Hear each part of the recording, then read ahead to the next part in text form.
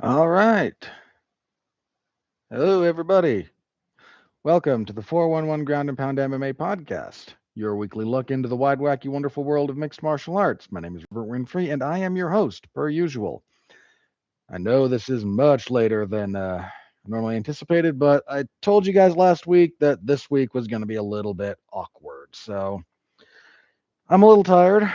It's a little after midnight here. I'm a little wired because, boy, have I been a little bit sleep deprived and a little bit busy over the last little bit, but well, here we are. And we're still doing this, and we should have a more regular schedule and time next week. So be on the lookout for that. Okay. Let me have a look. What do we got on the agenda today? Well, we have, I don't think I need you. We have UFC Vegas 113, UFC Fight Night Bautista versus Oliveira, and all that fun stuff. Uh, there is no preview for this. There you are. Sorry, I'm still figuring out a few of these things here. I thank you for your patience with some of this. We're just going to have to be starting as I share some of this stuff around. So bear with me, but we will be talking about the UFC brass, Dana White and Hunter Campbell in particular, being giving testimony in the lawsuit. This is the Johnson lawsuit. They might be merging that with the Serkinov one. That's a little bit iffy, but we'll see. So we'll talk about that and a few other things. Some not so great news, but we've got to be honest about some of that stuff. So we'll be talking about that. Yeah, you can go away. You can go away. There we go. So we'll be talking about that, and again, some other news. Fights got announced. The UFC's return to Mexico City. The UFC's return to London. All that good stuff has been announced. So we will be breaking down any and all of that, and hopefully, I will be looking a bit more direct to camera this time because I got my relevant stuff over on the side, so I can instead of having to be looking over there. So hopefully, we will see. All right. I know no one's here live at the moment, but and if you do happen to come in, thank you very much. If you're watching after the fact, any way you can interact with the product, of course, is always appreciated. Y'all know the drill. Like, comment, subscribe, star rating, written review, the whole 9 yards. Okay. So let's. I need my prediction tracker. There you are. We had a good night. We had a real good night last night. So we'll be going over that first. And you're good there. You're good there. Okay. I may need to put that back on the other side eventually anyway. All right, let's jump into this, shall we? Thank you for your patience on the slightly prolonged intro. UFC Vegas 113 went down from the Meta Apex. Oy. You know what? Let me open with that if you don't mind this time around. I've been very down on the Apex for a long time. They actually have done some renovations. They've got some more seating there. It actually feels a bit more like if you've been around as long as I have. You remember when the UFC would run like the Hard Rock Hotel and Casino, the Pearl at the Palms, some of these smaller venues, and you can actually get some decent atmosphere going there. They finally seem to be trending in that direction. So on that front, I do want to give the Apex a little bit of a thumbs up. I think I mentioned this a while ago. Other people have been saying it apart from just me, but when I was complaining about the Apex as a venue for watching fights, for like broadcasting fights, I thought it was not very good. For what it's worth, I mentioned this at one point. People who had been there seemed to have generally positive reactions to it. So, for whatever that's worth, that had been a thing for a while, and it's becoming a bit more fun again. Now they finally got a little bit of atmosphere there. So, okay, I got to be honest about it. That's a step up. Um, but as a production note, boy, did I have a problem with that event. The sound mixing was way off. The crowd was much louder than normal, and it was very difficult to hear the commentary at times. And we actually, of course, you never do that with, Joe Rogan, Daniel Cormier, guys that I can happily tune out.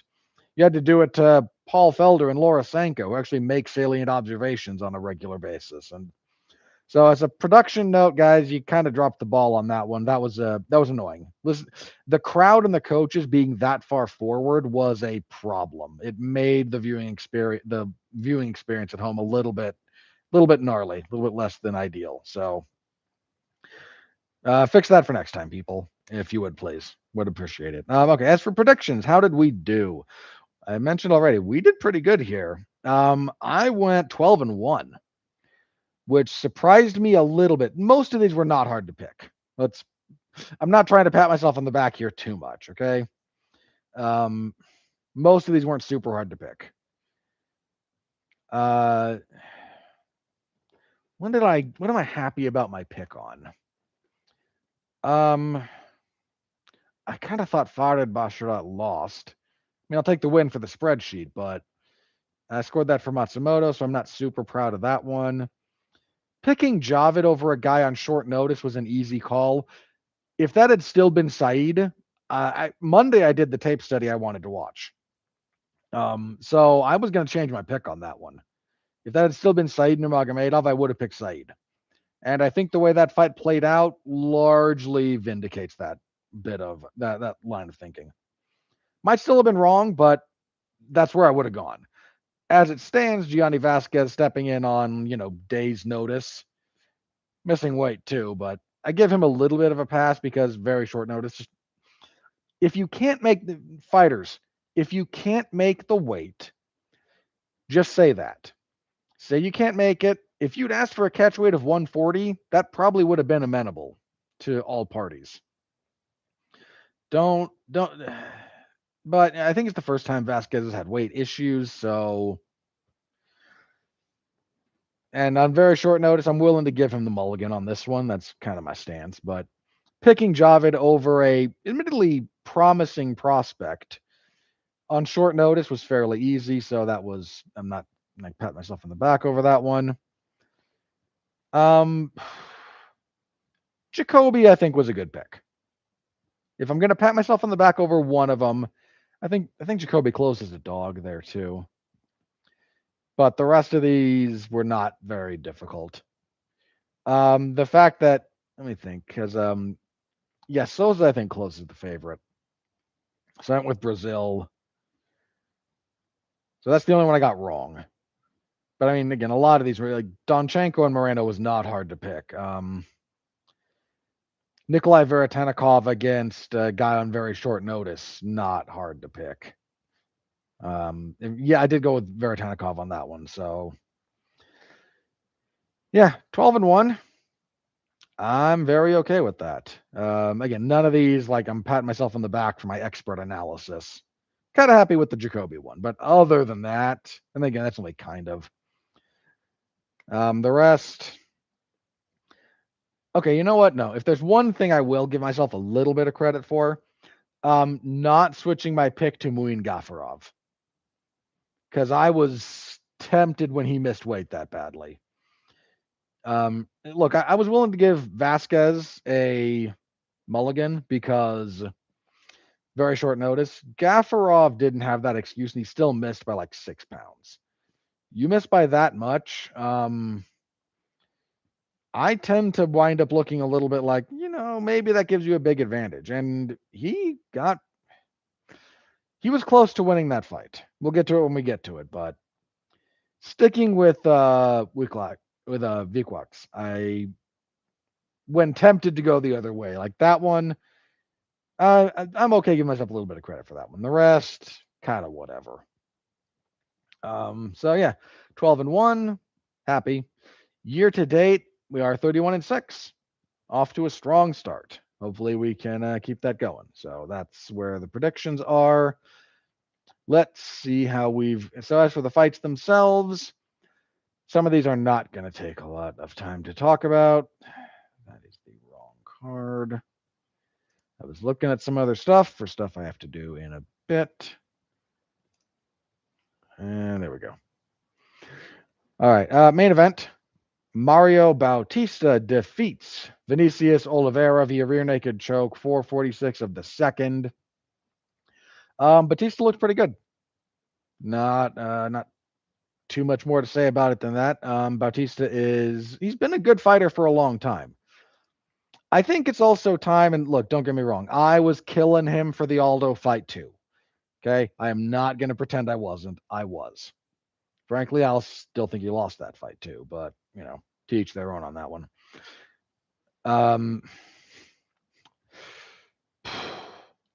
But he's been a high pace, fairly high action fighter for pretty much his entire run. And he's been very, very good. And even if you can beat him, it's hard to look good against him.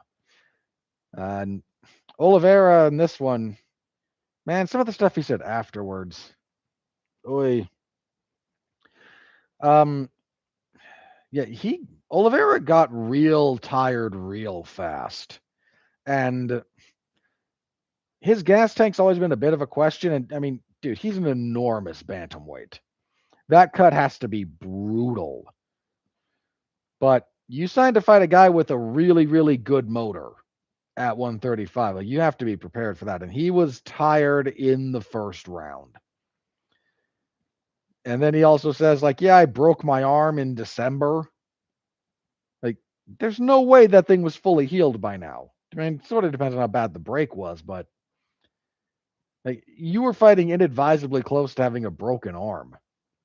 Probably rebroke it. Like, just pull out of the fight, man. Like, you got seriously injured. A broken bone is, again, depending on the type of fracture, location, like there's a lot of potentially complicating circumstances there, but man, that's not a thing you should screw around with. You're never going to beat Mario Bautista with a broken arm. That's just not a thing that's going to happen. The actual finishing sequence from Bautista, super slick. Loved it. Gets to mounted crucifix off of a pretty decent takedown, drops some elbows.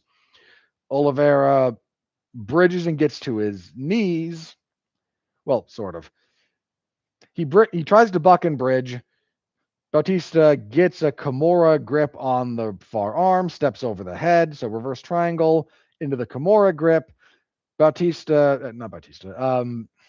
Oliveira tries to sit up, which is part of the defense to not necessarily get your arm torn off, but it does give up your back. So Bautista just stepped over, took the back, arm was already basically across the neck, locked in the choke. Really, really lovely series of transitions and attacks from Bautista in the finishing sequence there.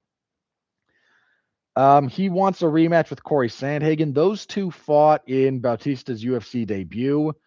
With Sandhagen's, I think, second or third fight. Let me check that. See. Yeah, that was actually Bautista's first loss. For Sandhagen, it was his third. He had beaten Austin Arnett and Yuri Alcantara before that. So he wants that one back. I don't think that's unreasonable. As for Oliveira, man. Look, Bautista's not exactly, but this is a good to big bantamweight frame-wise, and Oliveira just dwarfed him.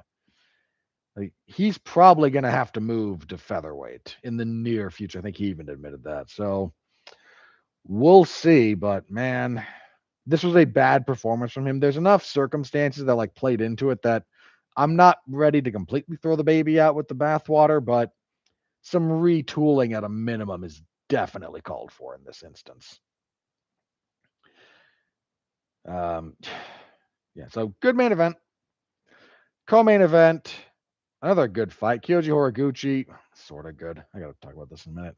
Kyoji Horiguchi just beat the crap out of Amir Albazi. 230-27s, 129-28. That 29-28 is generous. Horiguchi just moved around at will, constantly bouncing, intercepting, really good 1-2s. Good uses of the clinch on occasion, good takedown defense, good wall walking and fence wrestling. That's always been an incredible. Man, Kyoji Horiguchi's wall walking like in Ryzen against ring ropes. That's how good his wall walking is. He just beat the crap out of Amir Albazi for 3 rounds. Wants the title shot next, as he should. He's beating that drum because he knows like he doesn't have a lot of time for this. He also apparently broke his hand in the first round. So one of the better flyweight guys you've got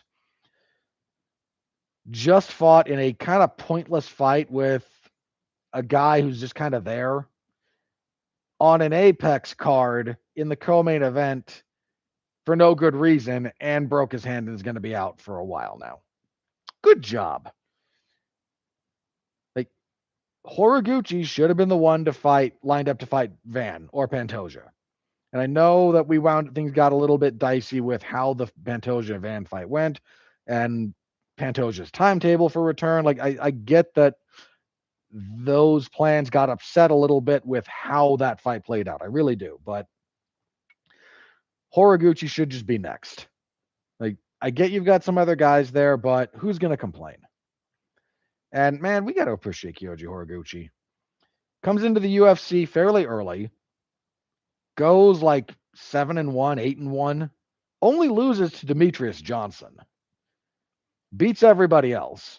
Then the UFC lowball him, and we're sticking him on like prelims. And so he bounces for Ryzen, where he gets paid, spends his prime in like Ryzen and Bellator, does some really good work. Now he's back, and he's still beating up, ranked opponents with relative ease. I mean, I don't want to say this was an easy fight. I don't think it was easy, but relative ease. Like he was clearly better than Albazi. And Albazi, I feel bad for a little bit because when he first got to the UFC, he showed some promise and then had one of the gnarliest series of unfortunate events that might befall you. I mean, he needed heart surgery and then had like, I think he like kind of broke his spine. Obviously not like complete fracture, separation, paralysis kind of thing, but he needed spinal surgery. Like, dude had heart surgery and then spine surgery. I applaud his grit and his determination to get back to fighting after that. Most people would not decide to engage in this particular athletic pursuit after those health issues. But he also kind of looks like a guy who's had those health issues at this point. So I don't know how much more upside there is to him. We'll see what's next for Horiguchi. He should be fighting. I think they should give him the title shot. Like, he's fun. Him and Pantoja would be great. Him and Van would be great. What are we like? Why? Why wait? What's the purpose of it? You're going to pretend you're a meritocracy all of a sudden? Piss off. All right, yeah. But no, he had to fight again and had to get injured at a time when he's technically post-prime now and still doing good work. Like, Horiguchi's great. If the UFC hadn't lowballed him and had been kind of, putting him or other flyweights in decent positions on the card, man, when he was at his best, like when he's actually like at his physical prime, Demetrius Johnson is still at that point with the UFC. They could have had a rematch, and oh boy, like that would have been something. I still might have favored DJ, but that's a rematch I could have got behind when you looked at like how Horiguchi improved. So, again, good little showcase kind of for Horiguchi. Unfortunate about the injury. Hopefully he's not out for too long. Heavyweights next. This fight sucked. Rizvan Kuniev defeated Jelton Almeida 30-27 twice and a 29-28. Jelton Almeida is one of those guys who I feel like got into fighting because a bunch of people said you'd be good at it, and he just kind of went along to avoid the confrontation of saying no. I mean, I don't know what we're doing here. This fight sucked. This division sucks. I said it last week.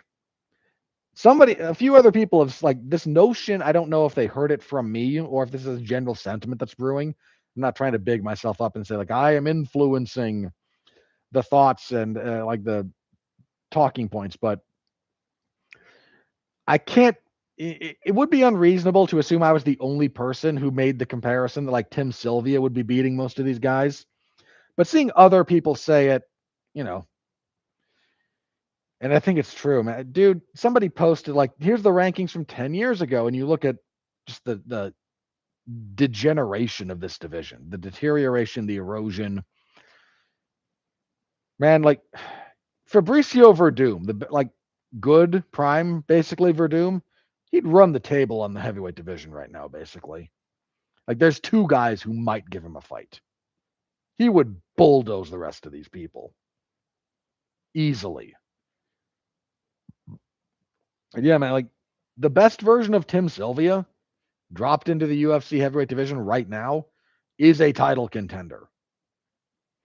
This division is going backwards in a hurry. I mean, I think I saw Dana White mention like, yeah, some NFL player could easily be UFC champion. Well, not so much. There's a whole other thing behind that.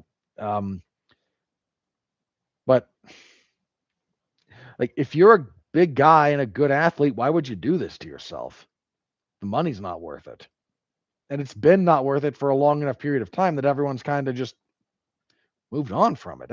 And I would love to say it was just MMA or it's not just the UFC. Heavyweight MMA worldwide is not good. It's not like you can look at some of the other even bigger regional places. Like you can't look at KSW or Octagon or Cage Warriors. Or I mean, there's other ones like EFC's okay. Like, take your pick. Take your pick of a well-run, fairly large-scale regional promotion. You can't look at any of them and go, yeah, there's like 4 really good heavyweights there. So I almost forgot PFL. Like you can't find 4 to 5 good heavyweights in PFL. The fact that you can think of a few that like, yeah, they'd be competitive at the UFC's is just like an indictment on the UFC's division. Not that like they're objectively all that good. It's a real problem. It's a real problem. But it's again, this is not even necessarily completely exclusive to MMA. Heavyweight boxing, which has a much higher participatory rate worldwide and frankly much higher financial upside, has a little bit of a problem too. Like, who's the up and coming heavyweights? I think Moses Atama, but there's not a lot of them. I mean, deep respect to Alexander Usyk, but he's been doing this a while. I mean, we're not going to have him all that much longer. Tyson Fury, technically younger than me, looks older than me, but younger than me. He's not going to be around forever. Deontay Wilder's been doing this for more than a bit and has fallen off pretty dramatically. Like Derek Chisora has been around forever. I mean, we can go down the list here, guys. Heavyweight boxing right now is just kind of like the same 10 guys, and we just kind of like try to put them in combinations where they haven't fought each other yet. And it's not looking like it's going to improve in the immediate future. So heavyweight, and again, boxing, higher participatory rate worldwide and much higher financial upside. That's struggling to really draw in heavyweights. That's a problem. But like, frankly, at this point, heavyweight as a division is something the UFC should consider cutting. I was around when they cut lightweight. They looked at the lightweight division when like BJ Penn was a thing and went, no. There's a lot of reasons for it, but like, you're going to tell me that the same people who looked at, lightweight at that point and went, we don't want to have this as a real division, are looking at heavyweight now and going, this is a worthwhile use of our time? It's not. This division sucks. It really sucks. I mean, light heavyweight really sucks, and heavyweight's probably worse. Ugh, not good. Terrible fight. You could cut both these guys, but I don't. That's the thing. Like, if you're going to commit to heavyweight existing, you're just going to have a bunch of these guys who are not very good, but scaffolding to try and help build something else up. It's just not good. Not good. Middleweight, Mikhail Oleksiejczuk defeated Marc-Andre Barrio via unanimous decision, 29-28. Went about as expected. Oleksiejczuk, weird punching technique and mechanics, but he commits to the body in ways that I appreciate. This fight largely came down to who was going forward. Oleksiejczuk went forward more. I mean, that's deeply simplistic, borderline reductive, but that's kind of the big fault line there, was neither guy fights well going backwards. Oleksiejczuk can fight while circling, but like actually being pushed back and on the back foot, initiative-wise, he's not that good there. Farid Basharat defeated Jon Matsumoto via split decision, 29-28. I scored this for Matsumoto. Full disclosure. Farid slowed down the stretch. He had a good first round. Neither of the Basharats are like uber athletic, but they're lanky for the weight class, and they are actually pretty good. They look fast because they're really good at timing and distance management, which is a real skill, and deserves credit. So good on them for that. That's a real skill. Again, I thought Farid should have lost this. The fact that he got on the mic afterwards and said, "Yeah, I think I won easy 29-28. Could have been 30-27 me." Like, no, man, it couldn't. A decent little fight there. Oh, I forgot to mention, but Oleksiejczuk and Barrio was your fight of the night because sloppy middleweights. Yeah, it would not have been my pick for fight of the night. That would have been probably Horiguchi and Albazi, but I'm me. So Farid's still undefeated, looking for a step up. I think he's about ready to hit the wall. It happens to everybody pretty much at some point.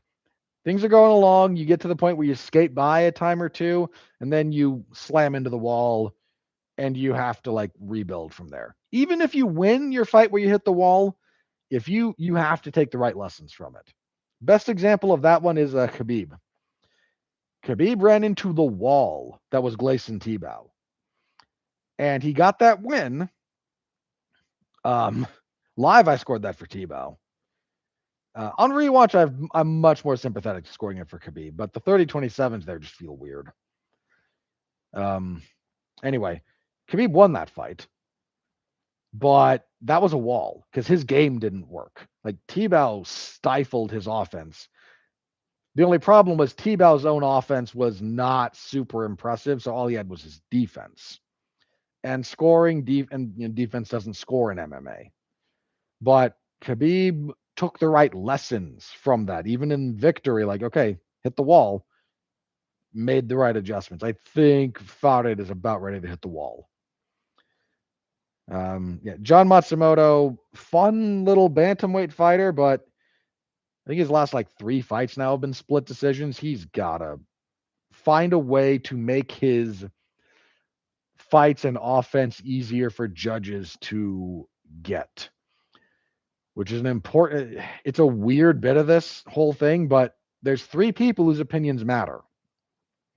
And if what you're doing doesn't register to them, then it kind of doesn't matter unless you get a finish.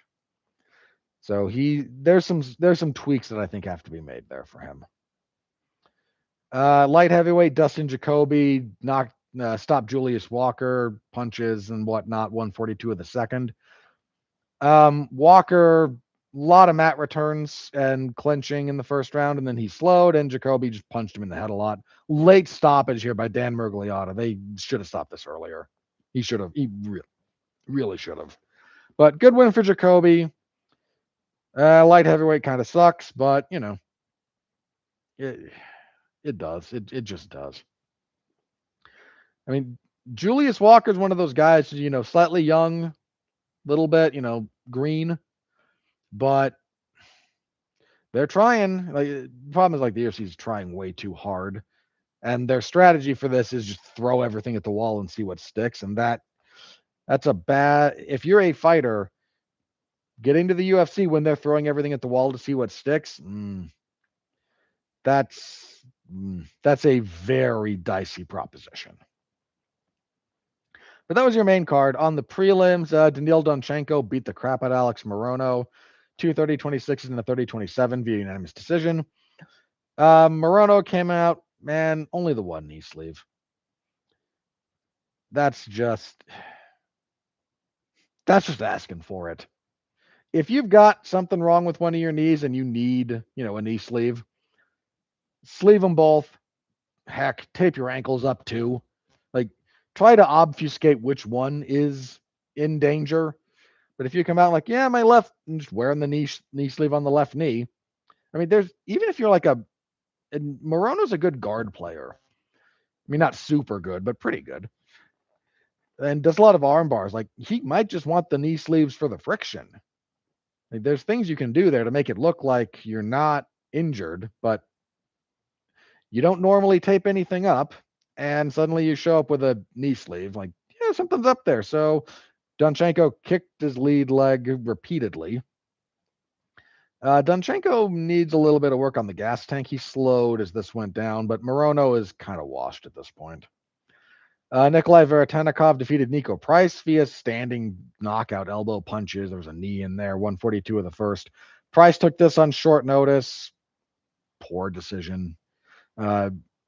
Price, another guy who's kind of washed. Like, I will look. Nico Price has a degree of affection from me for a couple of things. One, the hammer fist from the bottom that he knocked out, I think it was Randy Brown with, were just kind of fun. Second, he got knocked out in short order by Robbie Lawler in Robbie Lawler's retirement fight. And I appreciate that. I really do. But, man, he's taken an inadvisable amount of damage in general, and this in particular was pretty gnarly. Strawweight next. Ketlin Souza defeated Bruno Brazil via unanimous decision, 29-28. Generic low-level women's fight. To catch weight, because Gianni Vasquez missed weight, Javid Bashrat defeated Gianni Vasquez via unanimous decision, 29-28. Yeah, Vasquez, I want to give him some credit. He had a rough first round, but he started figuring some stuff out in rounds 2 and 3. And I agree that he lost, but for a guy stepping in on real short notice, he performed admirably, all things considered, and hopefully the weight issue was just an aberration. So, yeah, that's kind of where that is. Yeah, I had to check something there. Sorry. At another catch weight, because both Wang Tong and Eduardo Mora missed weight. They both weighed 127, or one of them was 127.5 for a flyweight fight. Wang Tong wins unanimous decision, 229-28 and a 30-27. That 30-27 is from Tony Weeks. Tony Weeks at this point is daring you to fire him. So you understand, there is no conceivable justification to give Wang Tong the second round. None. Straight up none. She landed an okay couple of punches early and then spent most of that round on her back or with Mora on her back. There was a real close submission attempt. Like, there's a one point of rear naked choke that gets locked in that looks pretty good. I think Mora lost. She switched from trying to get the figure 4 to a short choke, which is usually done with the S grip. And I think Wang was able to get a little bit of hand fight going during that transition.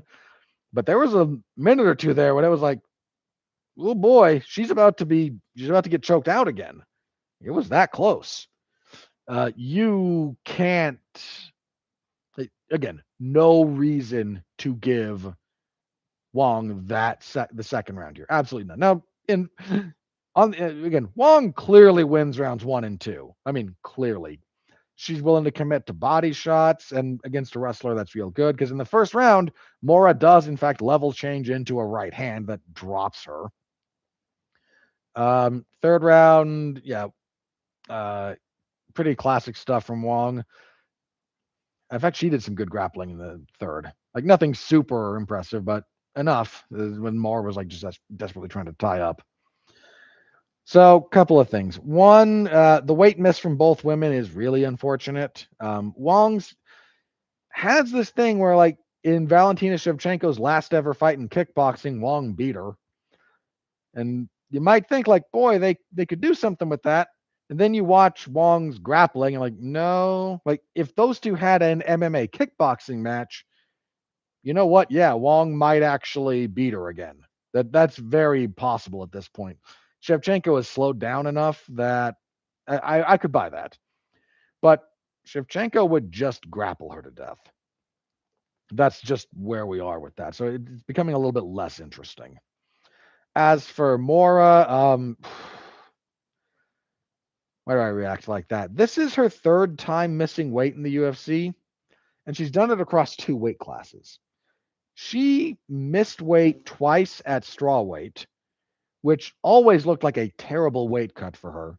Big old weight bully. She missed weight twice, and then they said, like, no, go to flyweight. And she made weight a couple of times, and then she missed weight here. You miss weight three times across two divisions, you're just unreliable. I don't know if you're undisciplined or if there's some health issue going on, but something there is really unreliable. You can't if you can't be relied on to make weight up a weight class, I mean, what are they going to do? Throw at 135? I mean, they could. It's not like 135 is some wonderful, group of talent there at all. Um, but yeah, there's that. Another catch weight because Muin Gafurov missed weight, but a bantamweight fight allegedly. Jakub Wiklax defeats Muin Gafurov via mounted guillotine choke, 4:59 to the third round. This was a good little fight. I think Gafurov gets so the very ending. It comes like right before the bell. Wiklax has a mounted guillotine choke, and Gafurov taps with his left hand a little bit and then taps with his right. But the right-handed tap comes just like after the bell rings, and the ref's right here. The ref doesn't see this tap initially. The crowd does actually give Gafurov a "you tapped out" chant while everyone congregated to look at the replay to see if the tap came before or after the bell. It did come before the bell, which was clear to us, but they took a little bit of time to make sure everything was correct. I assume. But because of the slight confusion there at the end, we do know the scorecards for all three rounds from all three judges. And with the way that third round ended, Vikwax was going to win a unanimous decision. Gafurov gave a good fight, again, good body work at different points. In fact, I think Gafurov won the first. Vikwax wins him pretty badly with I think it was a chicken kick technically early in the first round. Does some good grappling. Vikwax drawing some comparisons to Reinier de Ritter. He loves the intercepting knee, funky but effective grappling, and really awkward like punching mechanics, and a little bit gassy. Yeah, with the boy, that could be taken a wrong way. Like I said, guys, I'm a little tired. I smoked a brisket for the Super Bowl party I just got back from, and it's late, so tired and wired. So if I a little bit unreliable in the cardio department, but dangerous. And Gafurov was winning that third round, but fell into that guillotine, foolishly trying to grapple a little bit more. And credit to the judges. Again, I think two of them gave Vikwax the third. One of them had given Gafurov the first, and then gave Vikwax 2 and 3. So again, Vikwax was going to win a unanimous decision. But that guillotine was so close that you have to look at submission attempts like that as though you knocked someone down, basically. Like, how close was it? It was real close. And if it's real close, that's like, again, hypothetically, Gafurov would have been saved by the bell. If you get dropped and pounded on and saved by the bell from strikes, there's not a discussion here about who potentially wins that round, barring you doing the same the other way. But with submissions, they don't always get the respect they deserve. Good on the judges for getting that one right, scoring wise, even though it wasn't necessary. So, solid enough win for Vikwax. He's a goofy guy for bantamweight fight-wise, but you know what? I'm down for it. I'm down for it. And kicking everything off, Claudia Seguya defeated Priscilla Cachoeira via unanimous decision, 230-27 to 29-28. Priscilla Cachoeira sucks, should not be in the UFC. She also has this thing where, like, every time she's clearly lost a decision, she acts like she won. It's really annoying. Yeah, and that was it. Full report in the MMA Zone of 411mania.com. Stop by, say hello, give it a read. You know how that works. Let me check the bonuses real fast. Sorry, I got a message here.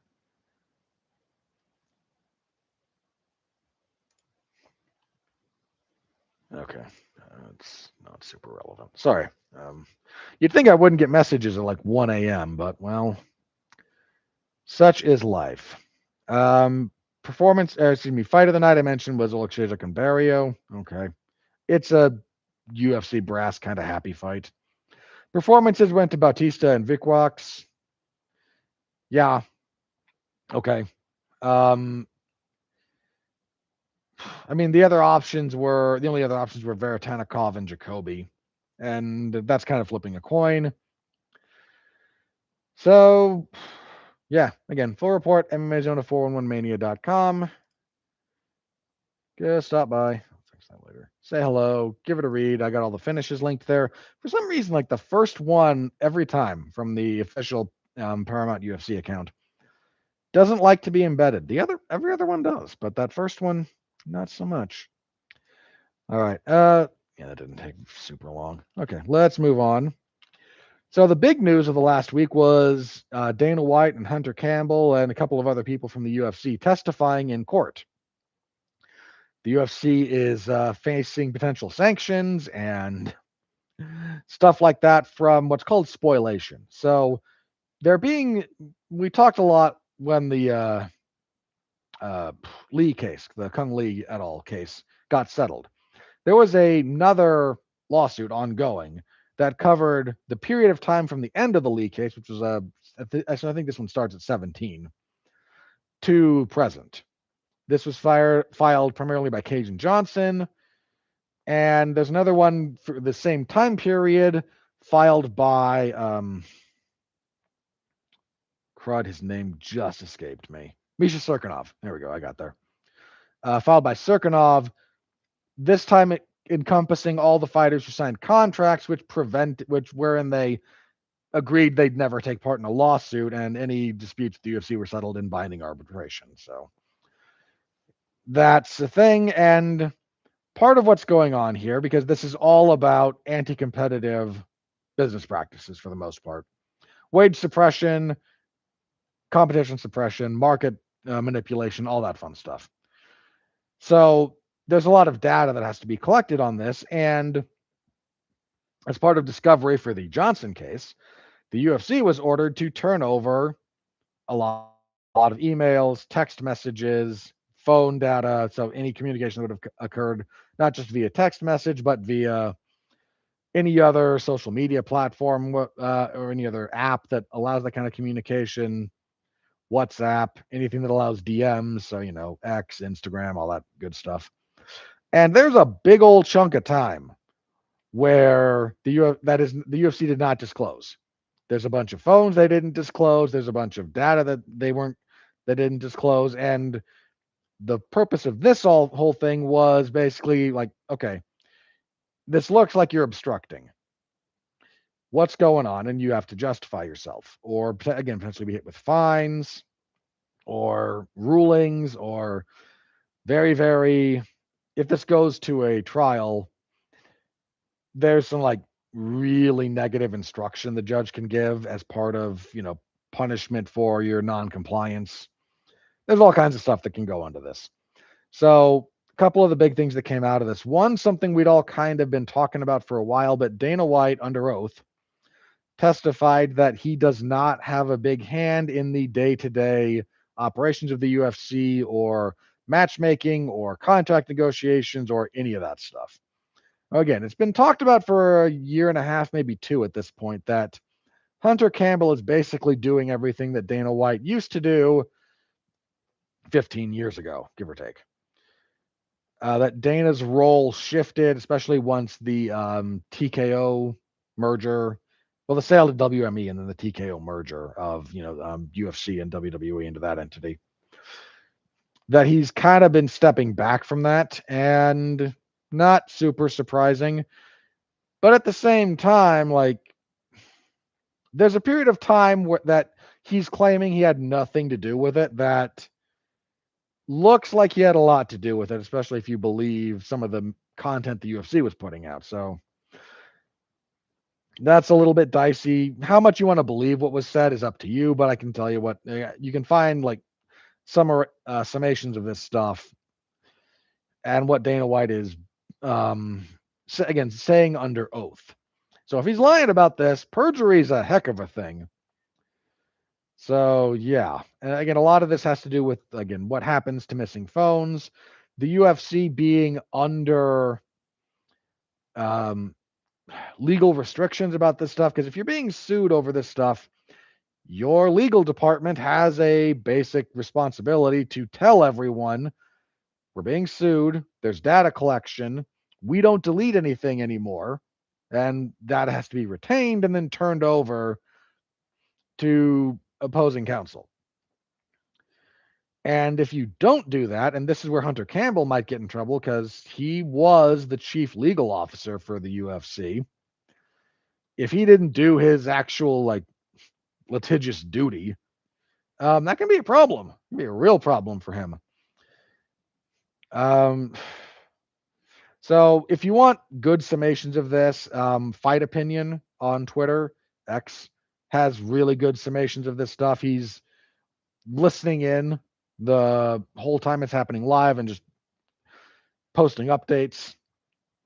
The Substack there, which is the MMA Draw, I think also has really good discussions about this. So look that stuff up if you're curious. But yeah, UFC brass having to go under oath, and the judge nailed down a few things. The judge in this question, it's the same judge from the Lee case. This is a Judge Boulware. He seems to be rapidly losing his patience with the UFC's conduct. So dicey for them. We'll see what happens. But yeah, that's a thing. So we are to go on. We're gonna get more, I think, in 2 weeks. The UFC is trying to throw up a few smoke screens and is blaming some of what's happened on somebody stealing stuff. Like, of all the things you could steal from the UFC office, old phones locked in a drawer that are there to be, turned over is a weird one.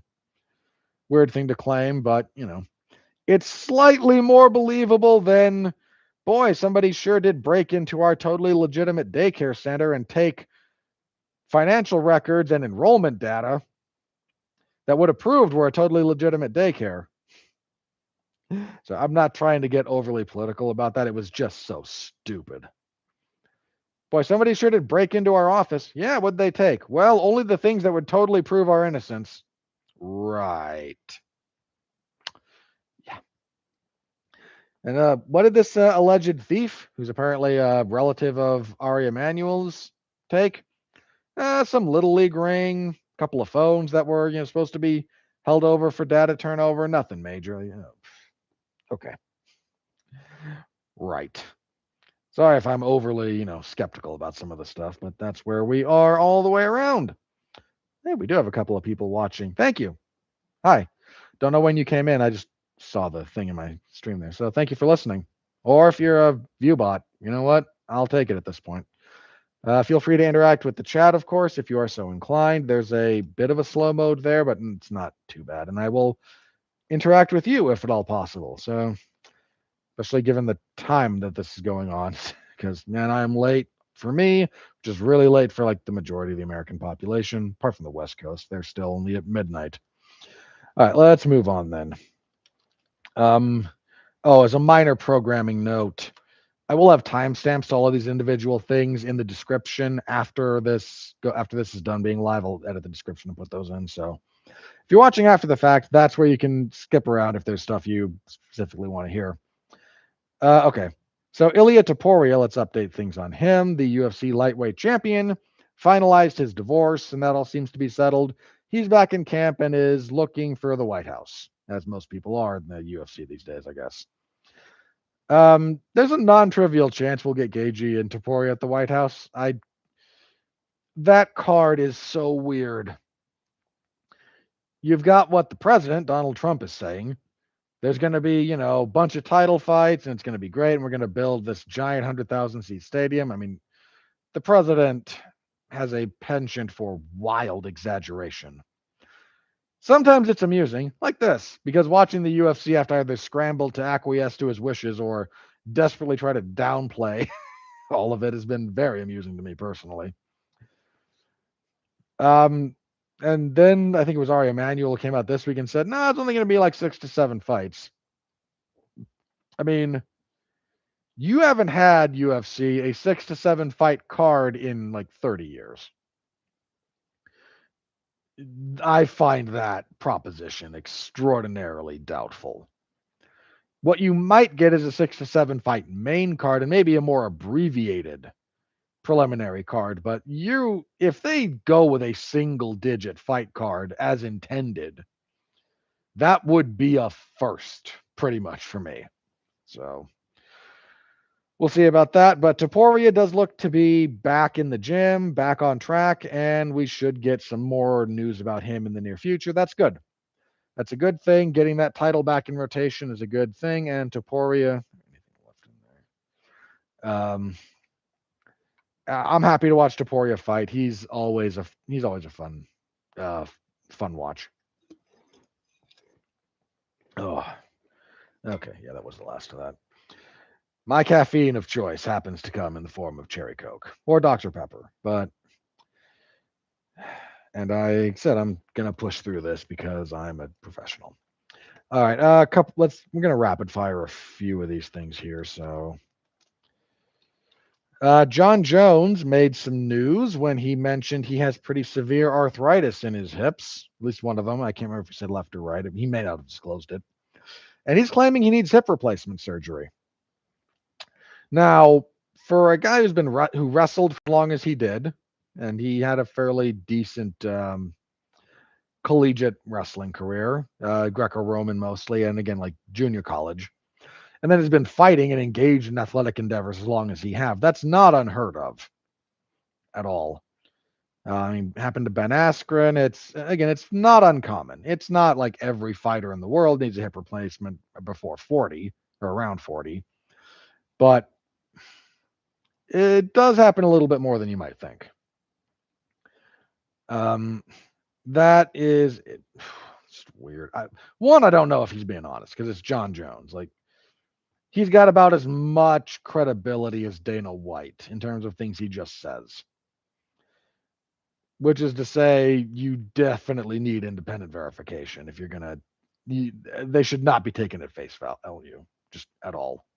So we'll see. But if that's true of him, I mean, he might try to just fight through it for a White House fight especially with Pereira, because Tom Aspinall's scheduled to go back in for surgery on it's his other eye this time. But, and if Tom Aspinall is going to be out for another like 8 to 10 months,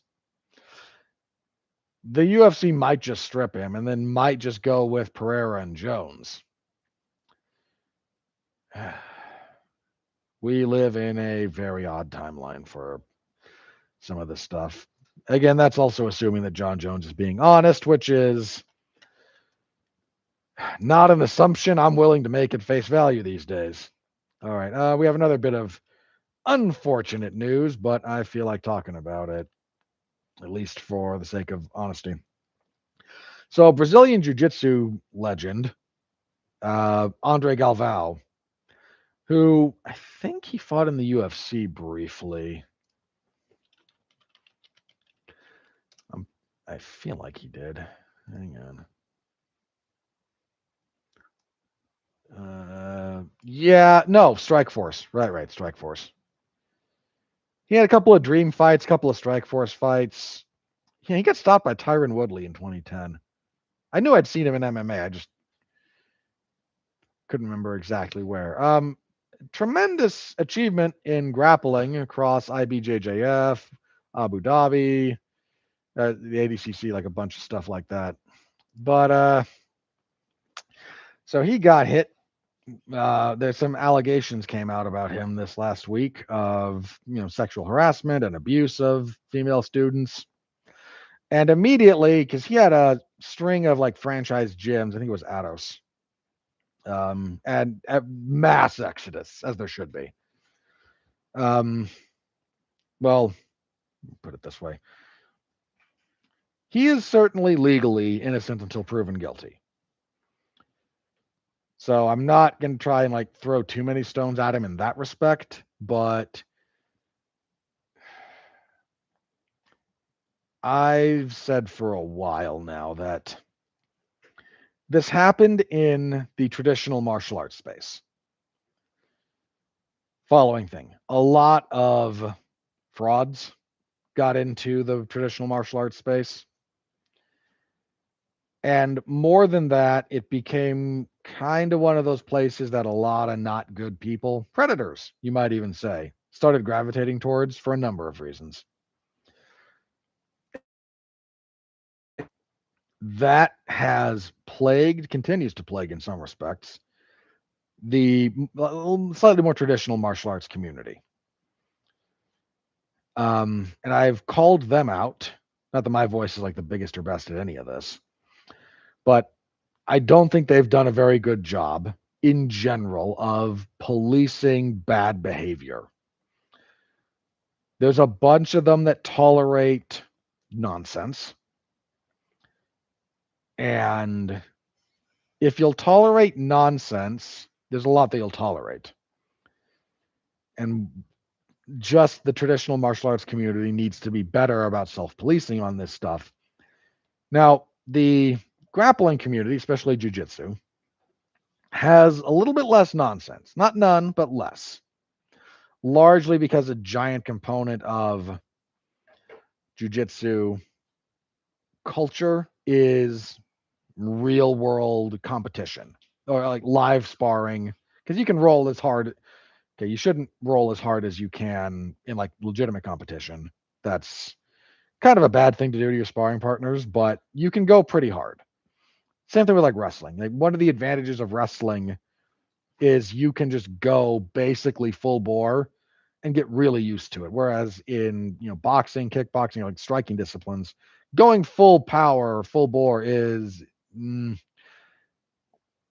a real iffy proposition. I tend to be of the opinion that hard sparring it's not useless. In fact, my general rule of thumb is if you go to like karate, or if you go to a like kickboxing thing, kind of combat sports, even if all you want to do is fitness, if part of why you're there is self-defense related, you should go to at least one class that is medium to hard sparring. Not the hardest. And certainly not like with professionals who are training or like getting ready for fights, but you should go to a harder sparring class, because if the first time you get punched in the face, it's for real, you're in trouble because your brain blue screens. This happens to me. I remember it pretty vividly. Like the first time I got actually punched in the face. Thankfully, it was in a controlled setting with someone who really knew what they were doing, so I wasn't hurt. But everything short circuits, and you have to reset. And while you're resetting, if someone's really trying to hurt you, you're going to get hurt. So going through that at least once, again, harder, not hard.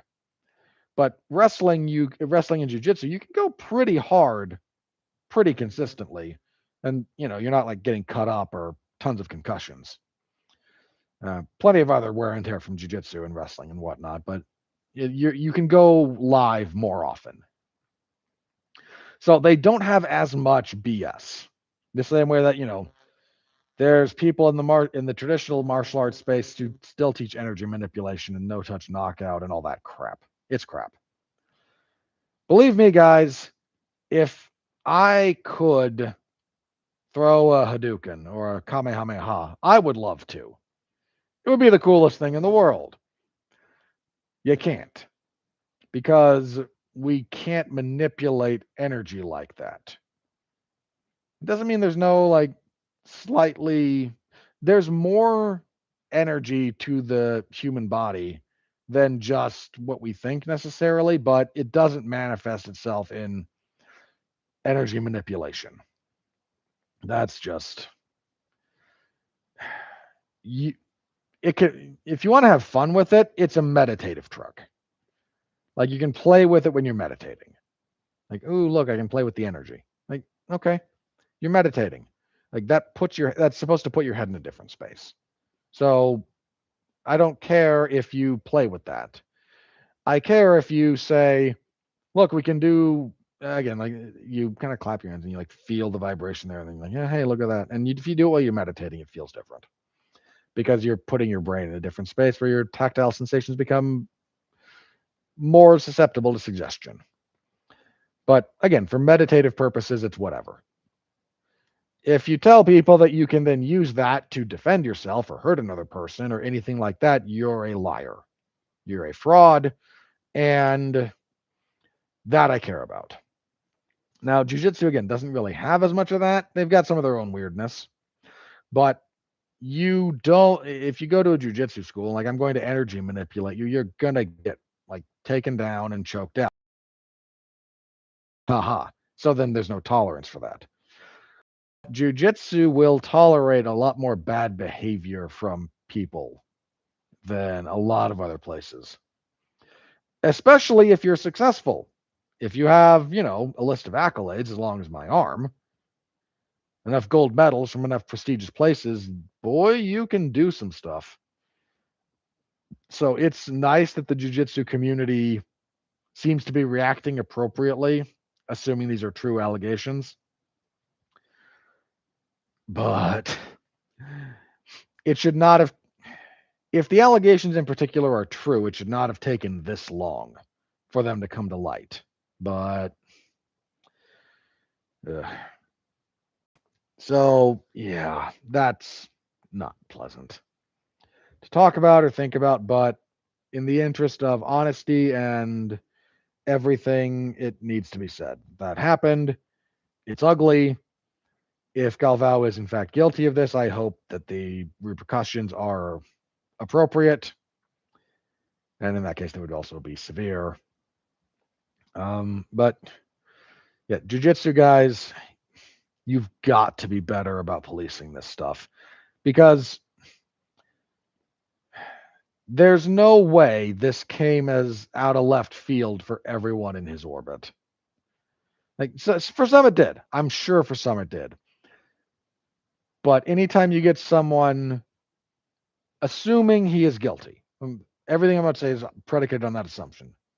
If this is all false, then anyone leveling these kind of false accusations against him should face the full brunt of the law as well. I'm very, very clear on this. I have almost no tolerance for people who engage in the behavior that he is alleged to have engaged in. If that's going to be my stance, and it is, I have to have a similar level of non-tolerance for people looking to level that accusation falsely. That should carry, I think, pretty much the same penalty for the most part.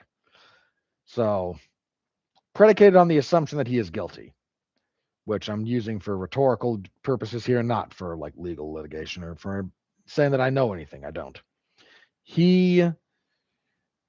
There are people who will have known about this and downplayed it or ignored it or looked the other way because it's Andre Galvao.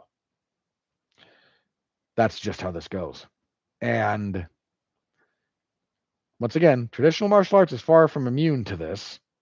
This happens all the time. In fact, follow like McDojo Life. He does this a lot where he will just post, hey, so-and-so taught this discipline over here, was charged with X. It happens all the time. There's a giant compilation. I think it's like 10, 12 minutes long just of him of the news clips that he's taken because it gets announced on the local news. He will take that clip and then he'll talk afterwards, but you can just clip all the individual announcements, and you can get this really long, really, really depressing list. So, yeah, that's not good. And I'm going to close with something that might be a little bit less depressing, hopefully, but that's where the jiu-jitsu community is at the moment. So, good times there. It's like all things, guys. The notion that because jiu-jitsu has a more reliable track record doesn't mean people who practice it are good people. I believe in the transformative power of the martial arts. I really do. But it's not a given. And I've said this before, if you take a jerk and you teach them jiu-jitsu and they don't want to change, you've just got a jerk with jiu-jitsu now. It will not inherently change you. You have to be open and receptive to the change. And success in any of those fields does not guarantee good behavior. So anyway, there's that. That's a pleasant thing to talk about, isn't it? All right. Okay. So the UFC revealed a couple of fight cards. Let's start with UFC London. This is basically a Cage Warriors event, but with the UFC label on it, barring a couple of things. So let's go over this. This will be March 21st, the O2 Arena in London. That's fine and dandy. Main event is a good fight. Movsar Evloev versus Lerone Murphy. Winner should get the title, should get the next shot of Volkanovski, barring shenanigans and or real complications. Good fight. I kind of lean Evloev at the moment, but I don't think either of these. Murphy's gone 5 rounds. Evloev, I don't think has. Check him real fast. Once he got into the 5th on an M1 card in 2018. I think that's the only one. Other than that, yeah. And I mean, we're probably going to go the distance because Evloev hasn't finished anyone since 2018. In fact, in the UFC, he has done nothing but go the distance. I kill him for that. Some of the guys he's fought, okay, you couldn't finish. But some of them, his style is not designed around finishing for the most part. And Murphy's not exactly some dynamic finisher himself. He's got a few of them. In fact, coming off that Aaron Pico knockout, which was tremendous. But that should determine the next number 1 contender. But when your co-main event is 2 guys without Wikipedia pages, Luke Riley and Michael Aswell, that's just kind of where we are. So if we squint real hard, the other fights worth watching here, Michael Page is fighting at welterweight, fighting Sam Patterson of all people. What are we doing with Page at this point, guys? Come on. But I'll watch MVP fight without complaining too much. Iwo Baroneski is going to kill Austin Lane. Christian Leroy Duncan still seems to be in the ascent. Nathaniel Wood, he's in a rough spot. I mean, I shouldn't say completely rough. Like, he's got a good overall record. He's on a 3-fight winning streak, but man, he's been in the UFC since 2018. So, when was that specifically? June of 18? Okay, so he's coming up on 8 years in June. And he's 32. Like, if he's not, this is kind of it for him. Like, if he's going to actually make a move, it's got to be here. There's a couple of heavyweight fights, both of which look, well, one looks pretty bad. I am moderately interested in Mario Pinto as a heavyweight prospect because the division just doesn't have any. That's kind of it. Mason Jones, usually good for a fight. I missed when I looked at this earlier. He's coming off of Balaji Oki, right? Okay. There's a couple of fighters there, but like on balance, oh, for crying out loud, like this card has Okay, this gentleman is Lithuanian. I'm going to butcher his last name. I apologize. Mantas Kondratavicius and Antonio Trocoli. What are we doing? Like, Shamrock is fighting Abdul Karim Al Salwadi. Neither of those guys should be in the UFC.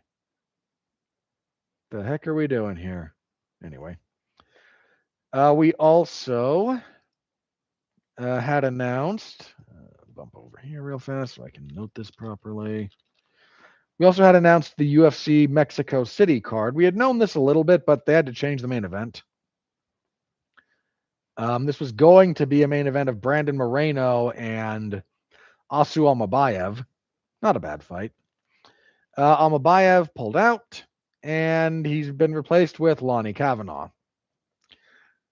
Now, I'm going to try not to be too dismissive here, but Lonnie Kavanaugh fatigued, gassed out, and got stopped by Charles Johnson. What do you think Brandon Moreno is going to do to him at the altitude of Mexico City? That card overall is okay. They're sort of trying to do the Mexico thing, so you got David Martinez against Chito Vera. Daniel Zellhuber and King Green should be okay. Edgar Chavez is fighting, and Edgar Chavez is usually watchable. Eileen Perez and Macy Chasson, that'll be funny, just mostly because I watch Morning Combat, and Luke Thomas never being able to pronounce Macy Chasson's last name correctly is kind of amusing. Not trying to throw stones, man. Luke's success is tremendous. He's a much bigger channel than me. But that one in particular, there's plenty of other things that, you do this long enough, you're trying to pronounce a bunch of names from a bunch of different places, half trying to get the accents right to be respectful. I get it. But for some reason, the fact that every time with Macy Chasson, he can't remember how to do it is moderately amusing to me. And I hope I hope it's understood that's intended as good natured, not trying to be mean. What else was there? Not a whole lot. Eric Silva. I don't know which Eric Silva. Douglas Silva de Andrade is still with the UFC. How is that still a thing? Chris Moutinho's still there? Good grief. Medina. Jose Daniel Medina's okay. So if you squint, you can find some stuff there, but there's nothing all that great at the moment over there. So, but yeah, when those come around, I'll be covering them, and those are the cards as they currently stand. Let's just hope nothing else really wild happens between now and then to any of those cards. So that's about it for everything I have written down here. There is no UFC event on this Saturday. The next one is the 21st. It's in Houston, and it's the card headlined by Sean Strickland and Anthony Hernandez. What else is on this card worth caring about? Hang on, let's have a look. Strickland and Hernandez is a good fight. Dan Ige and Melquiades Costa, that's not bad. Costa on the ascent, Ige trying to turn back another up-and-coming guy. Sergey Spivak and Ante Dillia, I don't care about. Jacoby Smith and Seok-Hoon Ko, okay. Moderate interest, don't care about Reese and Pereira. Carlos Leal and Chidi and Jaquani, No, don't care. Don't care. Really don't care. Jordan Levitt and Yadier Del Valle. Meh. Maybe care. Juliana Miller and no. Punahele Soriano and Ramiz Brahimai. Punahele Soriano is at least watchable reliably. Jeff Neal and Erdos Medic. Okay, somebody's getting knocked out in that one probably pretty quickly. Probably Medic, but Neal's a little bit washed. We'll see. Okay, that's not. There's some dross. There's definitely some dross on that card, but on whole, it's not terrible. Okay. So we will be previewing that next week. I will find something to do with my Saturday, I promise. Okay, let's check the old social media stream, see if anything has broken over there. And if not, we will do plugs and get out of here. So let's start scrolling. Okay, what do we got? What do we got? What do we got?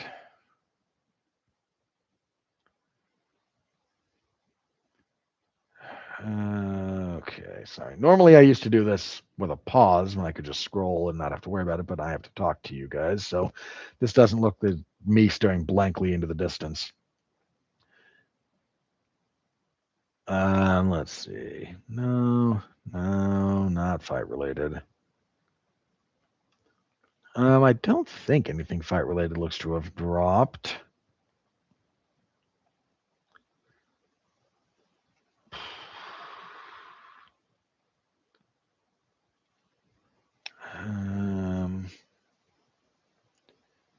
Yeah, I think we're gonna call it. Not seeing anything new there, so yeah, because I am again tired and wired. All right, let's hit this and get out of here. So as for plugs, Monday there will be a triple feature over on the Radulich Broadcasting Network on the W2M network. There's no Damn You Hollywood, so we're doing this instead. It is Roofman, The Wrecking Crew, and The Rip. Because Mark hates me. Yeah. So full thoughts over there. I just have to watch one of those. Go give that a listen when it comes out. We'll be live over there again Monday, 9 p.m. Eastern. So stop by over there.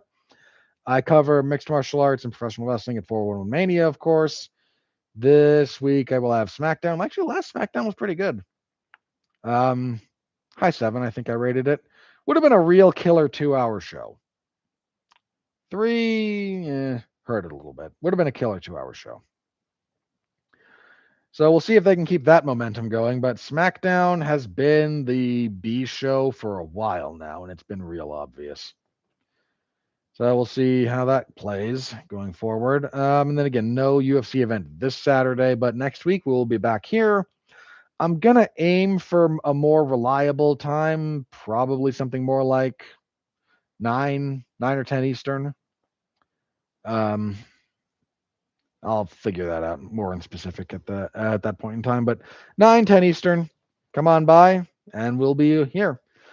All right, that is going to do it for me, everybody. So thank you all again for listening, watching. I should say watching now, shouldn't I? I appreciate the heck out of you. Stay safe out there, and as always, continue to be well, be safe, and behave.